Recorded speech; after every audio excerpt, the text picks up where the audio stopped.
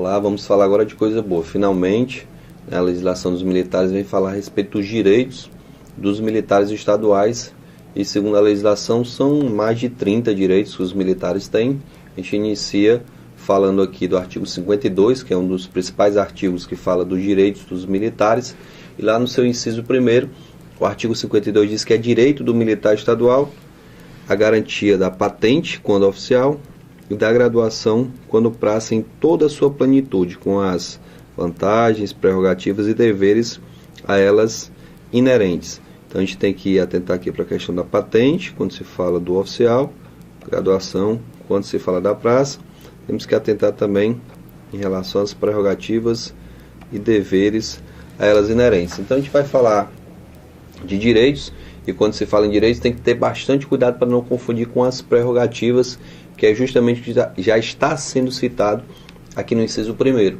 Lá na frente a gente vai falar de prerrogativas, e eu vou dizer para vocês que os militares têm direito a utilizar o uniforme da corporação, mas na verdade isso não é um direito, é uma prerrogativa, porque é exclusiva, é inerente ao militar de cada corporação. Só quem pode utilizar a farda da Polícia Militar são os policiais militares do estado de Ceará. Só quem vai poder utilizar a farda do Corpo de Bombeiros do Ceará são os bombeiros militares do estado de Ceará, com certeza. E vamos falar de outras prerrogativas. Agora, os direitos são situações um pouco mais genéricas, e aqui se fala em patente e se fala na graduação, certo? Quando se fala na patente, na verdade a patente é o documento que confere ao oficial o seu posto. Lá na frente, no estatuto, a gente vai falar em patente novamente. A gente já tinha falado lá no Código Disciplinar que o posto é conferido ao oficial pelo governador através da carta patente ou da folha de apostila, que é o documento que é entregue, é o documento que confere esse posto ao oficial. Então essa patente é o que dá ao oficial todos os seus direitos, mas também todas as suas obrigações, certo? O que ele deve realizar durante o exercício daquele cargo. Assim como a graduação para as praças. Para a praça, como não existe um documento, citou-se o nome do cargo da praça, que é justamente a graduação, que vai lhe conferir todas as suas prerrogativas, as suas vantagens e também todas as suas obrigações. Então é considerado direito do militar patente, no caso dos oficiais, e a graduação no caso das praças. O segundo item, o inciso 2 do artigo 52, já é um inciso um pouco polêmico, mas na verdade, quando cai na prova não é para a gente ter muita dificuldade. Por quê? Porque ele fala da estabilidade, é um assunto que é muito cobrado em concurso. E para o servidor público civil se fala em 36 meses para se adquirir a estabilidade. Aqui para os militares vai ser um pouquinho diferente, pouca coisa. Quando se fala das praças, as praças após 3 anos de efetivo serviço têm direito já à sua estabilidade. E o oficial, professor, o oficial só quando nomeado, só quando assumir o cargo de oficial, realmente é o que está no inciso 2. Veja só, estabilidade para o oficial desde a investidura no cargo e para a praça quando completar mais de 3 anos de efetivo serviço. Professor, por que essa distinção entre oficial e praça? Não tenho como lhe informar, mas existe sim a diferença, a distinção que às vezes beneficia o oficial e às vezes prejudica. Quando eu falo do quadro de oficiais de saúde, capelão complementar, eles vão fazer um cursozinho de formação de 6 meses, após 6 meses já vão ser investidos no cargo de primeiro-tenente. Então agora o oficial está tendo benefício. Já quando eu falo do CFO combatente, pelo menos até hoje, eu gosto de citar a data porque pode ser que a legislação seja modificada, mas até fevereiro de 2013 o CFO combatente é de 3 anos. Então, para adquirir estabilidade, esse candidato vai passar os 3 anos no CFO, depois vai passar por uma aspirantade de no mínimo 6 meses, pode ser 6, 7, 8, ninguém sabe qual vai ser a duração, e só quando for investido no cargo de primeiro-tenente é que ele vai adquirir a estabilidade. Então, nessa segunda situação, o oficial já tem prejuízo em relação à praça. Então, o oficial tem estabilidade na investidura do cargo, enquanto que a praça somente após 3 anos de efetivo serviço na corporação. Terceiro direito militar vai ser o uso das designações hierárquicas. Professor, o que é essa designação hierárquica? Você deve lembrar que lá no Código Disciplinar se falou muito em designação hierárquica, principalmente nas primeiras aulas. Nada mais é do que o nome do cargo do militar, nome do posto ou graduação.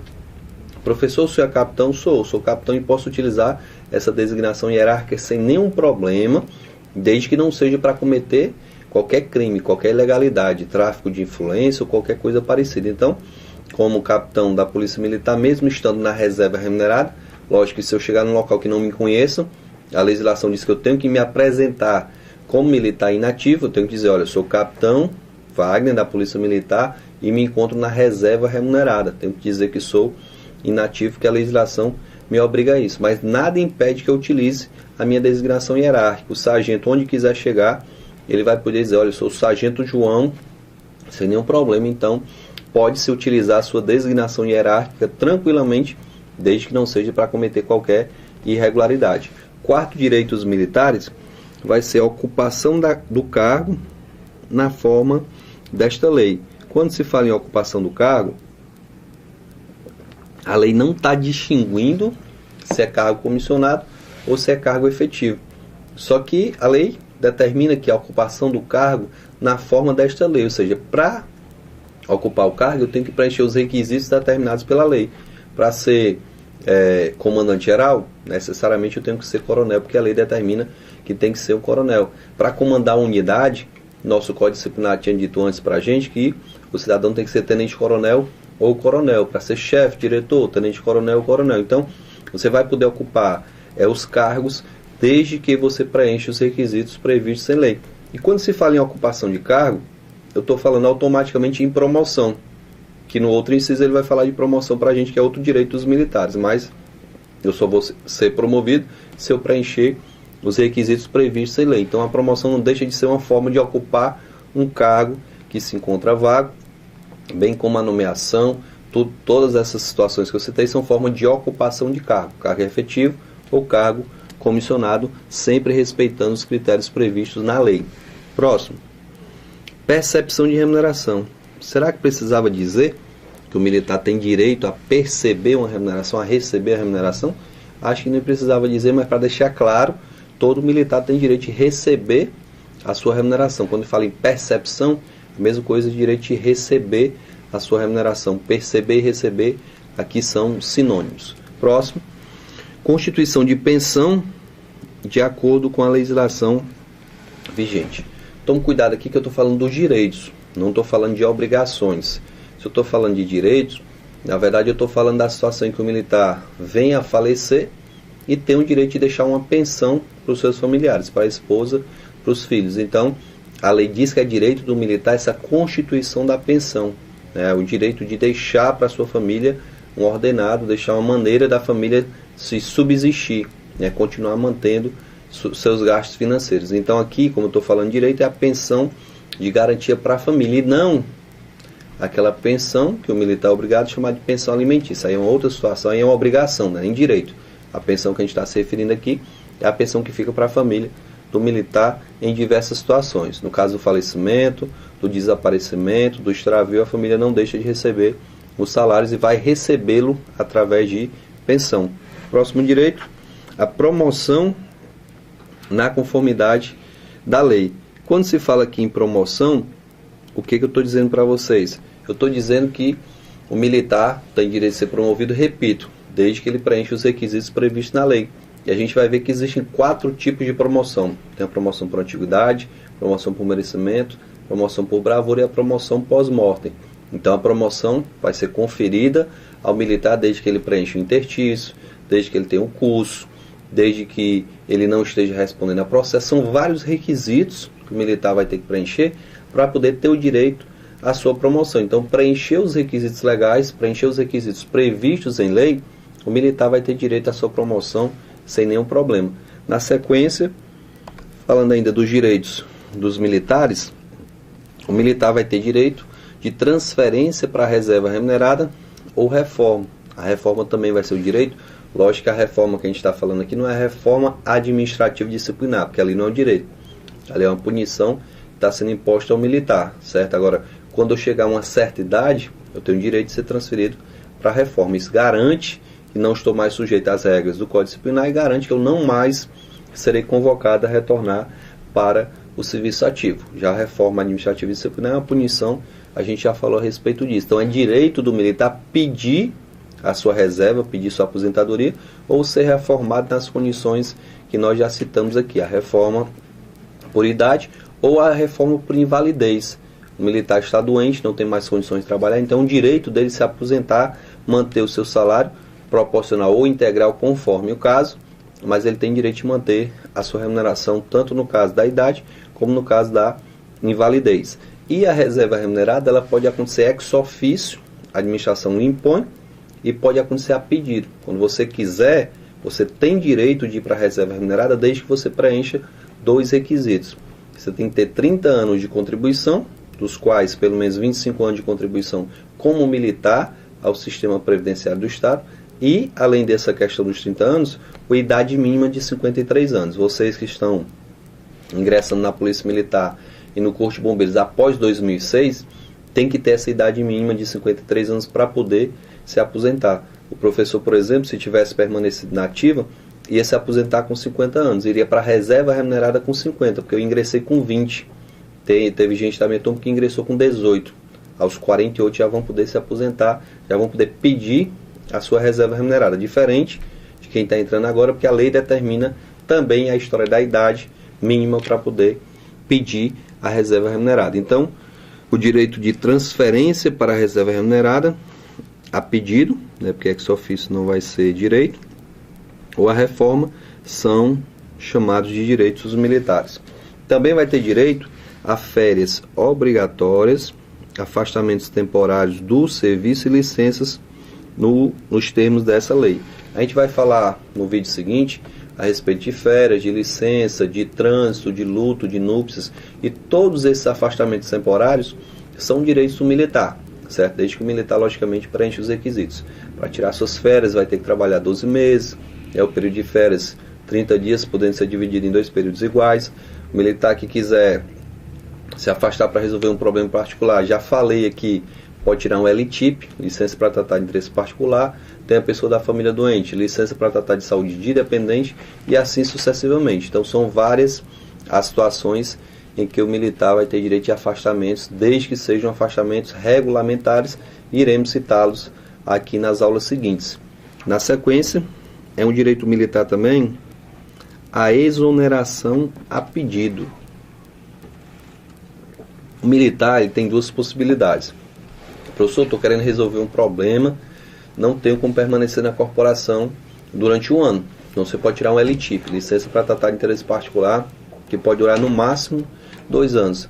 Professor, não quero mais permanecer na corporação, quero ir embora, quero deixar a corporação. Então você tem o direito de pedir para sair da corporação. Então você vai ter direito à exoneração a pedido. Está insatisfeito, não quer permanecer, vai pedir sua exoneração sem nenhum problema, é um direito seu essa exoneração, certo? Então a gente vai ver lá no último encontro, na última aula, como é que funciona essa história da exoneração a pedido, que em alguns casos pode gerar uma indenização ao Estado, certo? Você fez um curso, um estágio por conta do Estado, em alguns casos você vai ter que ressarcir o que o Estado gastou com essa sua preparação, com esse curso, com esse estágio, desde que ele tenha uma duração superior a 6 meses. Mas vamos lá continuar.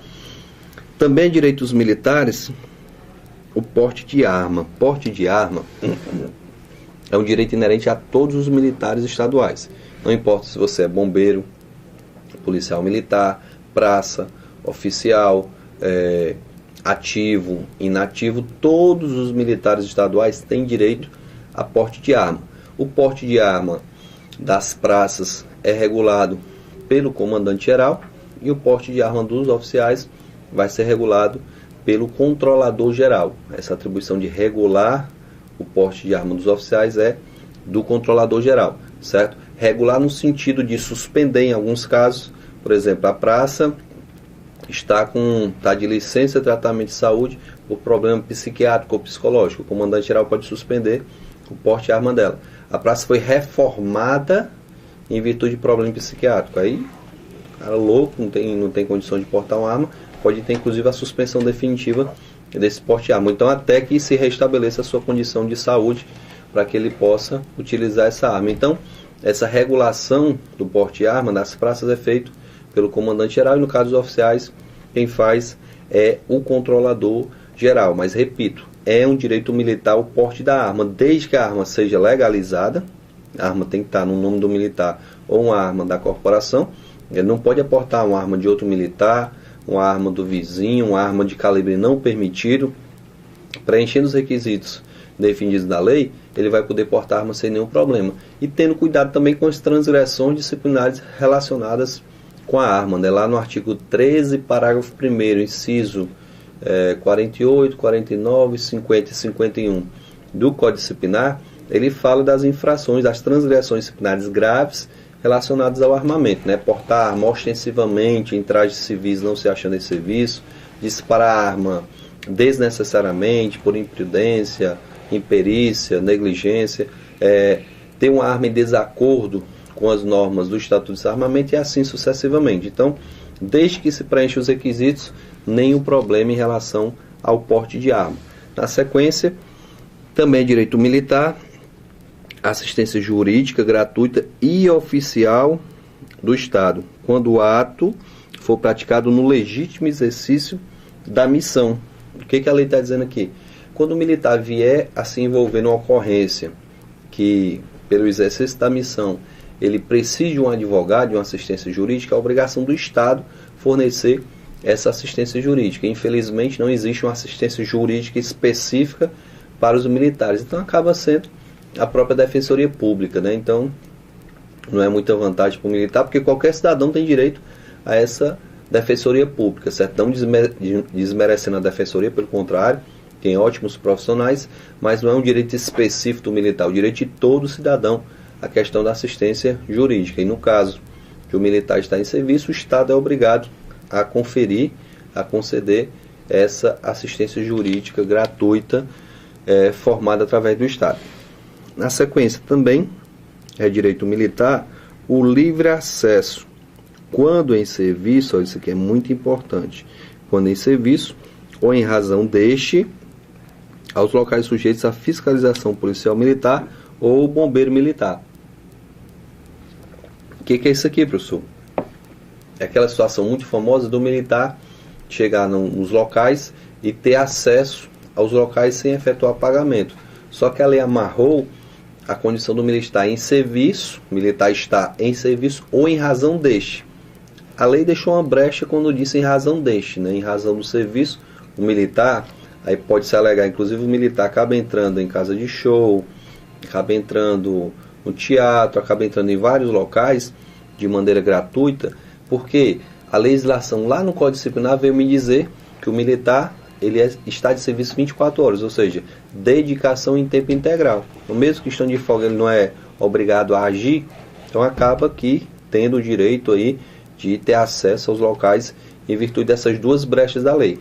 Aqui a lei fala livre acesso aos locais sujeitos à fiscalização quando em serviço ou em razão deste. E quando, como militar, ele deve dedicação integral à corporação, acaba entrando, mas caiu na prova, tem que estar amarrado, estando em serviço ou em razão deste, senão você não considera o item como correto. Na sequência, também é direito militar o seguro de vida e invalidez em razão da atividade de risco e desempenho. Se o militar vier a ficar inválido, o Estado paga um seguro para que, no caso de invalidez, ele receba esse valor lá da seguradora. Se o militar vier a falecer, além da família ter direito à pensão, a família vai receber também um seguro em virtude do falecimento desse militar, mas como diz aqui o inciso, seguro de vida e invalidez em razão da atividade de risco que desempenha, certo? Então, o militar veio a falecer ou veio a ficar inválido, ele vai ter esse amparo para sua família através desse seguro de vida ou seguro invalidez. Continuando aqui nossos direitos, que estão quase sendo concluídos, o militar tem direito ainda à assistência médico-hospitalar através do HPM, Hospital da Polícia Militar. Muito embora isso aqui ainda esteja no papel, ainda seja um direito militar, o pessoal que mora aqui em Fortaleza sabe que não é bem assim. O HPM acabou passando para o Serviço Público SUS, para o SUS, e não é mais exclusivo dos militares. Mas caiu na prova, assistência médico-hospitalar através do Hospital da Polícia Militar é um direito dos militares. É aquilo que eu falei para vocês no começo do curso. Nem sempre a prática é o que deve ser respondido na prova. A teoria muitas vezes é diferente da prática. Na sequência, tratamento especial, aí que eu vou ter que grifar, tratamento especial quanto à educação de seus dependentes para os militares estaduais do serviço ativo, através dos colégios da Polícia Militar e do Corpo de Bombeiros Militar. Olha só, o que ele está dizendo para a gente? Que os dependentes dos militares ativos, não é qualquer militar não, os dependentes dos militares ativos têm direito a um tratamento especial, tanto no colégio da Polícia Militar, como no colégio do Corpo de Bombeiros. São dois colégios que são referência aqui em Fortaleza, em virtude da qualidade de ensino, dos bons resultados alcançados. Ah, professor, passei no concurso da Polícia Militar, no Corpo de Bombeiros, posso botar meu filho lá no colégio. Não é bem assim, certo? Ele vai ter um tratamento especial, mas para ingressar, ele vai participar de uma seleção, concurso público, certo? A vantagem é que o valor da mensalidade lá é menor, esse tratamento especial, mensalidade menor. E segundo, que os filhos dos militares só concorrem entre eles, não concorrem com os filhos dos civis. Então há uma divisão das vagas, sendo que o filho do militar não concorre com o filho do civil, e por isso o tratamento especial. Repito, o valor da mensalidade e também nessa questão da concorrência. Uma outra vantagem, que não está aqui no cai na prova, mas é importante para exemplificar, o militar está trabalhando no interior do estado, em maio, de repente, no meio do ano letivo, ele é transferido para a capital. Chegando aqui, ele tem direito de matricular seu filho no colégio da Polícia Militar ou do Corpo de Bombeiros, porque já estava lá no meio do ano letivo, e para diminuir o prejuízo, ele vai ter direito de matricular sem nenhum problema. Então é o tratamento especial que está citado aqui na lei. Na sequência, recompensas ou prêmios instituídos por lei. A gente já falou de algumas recompensas lá no Código Disciplinar, elogio, dispensa de serviço, cancelamento de sanções. Aqui no Estatuto a gente vai falar de mais algumas recompensas. Existem também os prêmios instituídos por lei. Por exemplo, policial militar aqui no Ceará, quando apreende uma arma de fogo, essa apreensão gera uma gratificação por essa apreensão. Então é uma forma também de recompensar, é um prêmio que é concedido ao militar quando ele faz essa apreensão da arma de fogo. Na sequência, também é direito do militar o auxílio, o auxílio funeral conforme previsto em lei. O militar, quando vem a falecer, a família tem direito de receber um auxílio funeral. Geralmente o funeral é feito até em algumas associações da corporação, mas isso aí não importa, o que cai na prova é que o militar terá direito a um auxílio funeral. Caso ele venha a falecer, esse auxílio vai ser pago à sua família para cobrir os gastos com esse funeral. Fardamento ou valor correspondente. Esse valor correspondente nunca foi pago. A Polícia Militar e o Corpo de Bombeiros preferem pagar o fardamento e não pagar o valor correspondente ao fardamento. E nem sempre na prática isso acaba acontecendo. Mas, segundo a lei, o cabo, o soldado, o aluno soldado e o aluno do CFO têm direito a receber anualmente um conjunto de uniformes. Então, enquanto você for aluno soldado, enquanto você for soldado ou cabo, está garantido que você não precisa comprar uniforme, que é o Estado que anualmente tem que bancar esses uniformes. Já a partir do sargento, vai ter que adquirir a sua farda. Então quem recebe? O aluno soldado, o soldado e o cabo, aí pula lá para o aluno CFO, porque o aluno do CFO também terá direito a receber esse fardamento anualmente, salvo numa situação especial, que nessa situação especial todos os militares acabam recebendo. A Polícia Militar, por exemplo, teve uma mudança recente no uniforme, que era cinza, mudou para o uniforme verde, outro azul, que é para o Ronda do Quarteirão, e esse pessoal recebeu o uniforme, todos os militares receberam do soldado ao coronel, porque houve uma mudança no uniforme. Imagine lá, eu mesmo tinha comprado 2 uniformes próximo a essa mudança, e perdi os 2 uniformes porque não eram mais permitidos. Então eu recebi uniforme novo sem ter que pagar, mesmo sendo capitão, e todos receberam, porque foi uma situação especial. Na regra, só tem direito ao uniforme o aluno soldado, o aluno CFO, o soldado e o cabo.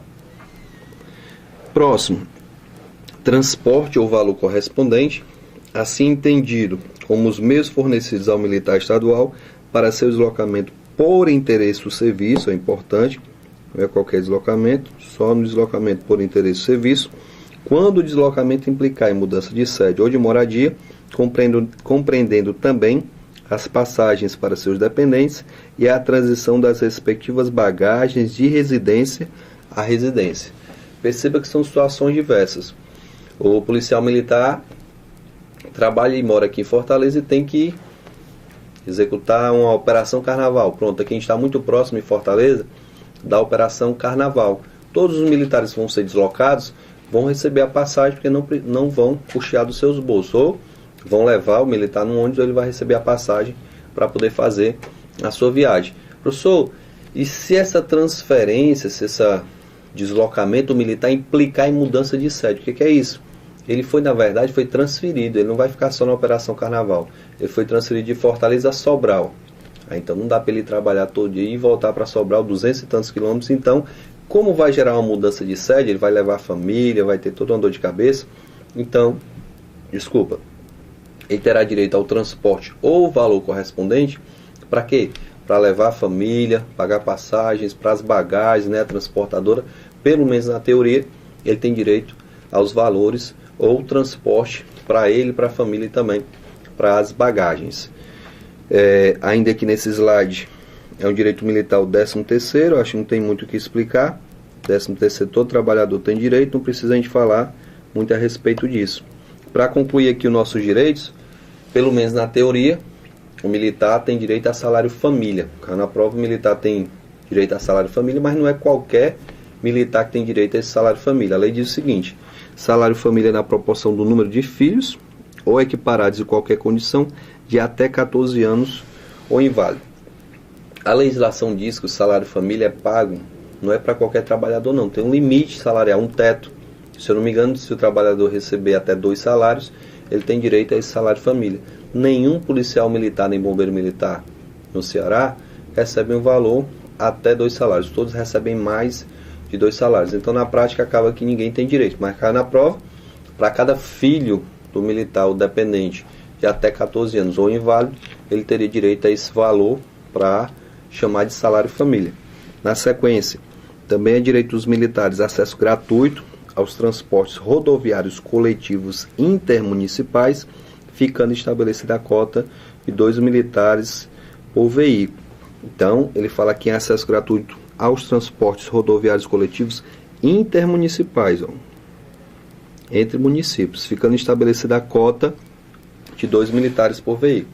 Só que para o militar ter direito a esse transporte gratuito, Fortaleza Juazeiro, Fortaleza Sobral, Redenção, então seja qual for o transporte intermunicipal, o militar terá direito desde que ele esteja fardado e apresente sua carteira funcional. Então ele vai ter direito sim ao transporte desde que ele se encontre fardado e apresente sua carteira funcional. São as 2 condições para que ele tenha esse transporte gratuito. Essa é a nossa legislação estadual. Professor, mas eu moro aqui em Fortaleza e já vi o policial militar paisano entrando no ônibus apresentando sua carteira funcional. Aí, pessoal, existe uma lei municipal só em Fortaleza que garante o acesso do policial militar, do bombeiro militar, mesmo a paisana apresentando sua identidade. Mas não cai na nossa prova. O que cai é o transporte intermunicipal. E para o transporte intermunicipal, existe a cota de até 2 militares por veículo, e o militar tem que estar fardado e apresentar a sua identidade. Na sequência, isenção de pagamento de taxa de inscrição em concurso público. Ah, professor, então eu vou fazer tudo que é concurso. Pode fazer, desde que seja na esfera estadual. Ah, eu queria fazer um concurso para a Prefeitura de Fortaleza, concurso para a Polícia Federal. Aí você vai ter que pagar. A isenção vai ser para concurso público da administração direta ou indireta do Estado do Ceará. Então o policial militar e o bombeiro vão ter direito a essa isenção, não vão pagar taxa de inscrição nos concursos públicos da esfera estadual. Na sequência, assistência psicossocial pelo Hospital da Polícia Militar, HPM, que a gente já falou que na prática também não é bem assim, mas se cai na prova, professor de psicólogo ou assistência psicossocial, o caminho é o Hospital da Polícia Militar. Afastar-se por até 2 horas diárias por prorrogação do início ou antecipação do término do expediente ou de escala de serviço para acompanhar filho ou dependente legal que sofra de moléstia ou doença grave irreversível em tratamento específico, a fim de garantir o devido cuidado, comprovada a necessidade por junta médica de saúde da corporação. Então perceba que se o militar tiver um parente qualquer, um dependente legal, com um problema de saúde que necessite um acompanhamento maior, ele tem direito à redução da carga horária, ou no início do serviço ou no final do serviço do expediente, de 2 horas diárias. Então se o militar trabalha 8 horas por dia, em vez de entrar 8 horas, ele pode entrar 10. Então ele entra normal 8 horas no finalzinho da tarde, em vez de sair às 5, ele sai às 3 da tarde. Então, prorrogação do início, começa um pouco mais tarde, ou antecipação do término, ele sai um pouco mais cedo do trabalho. Vamos lá para concluir. Também é direito militar à alimentação.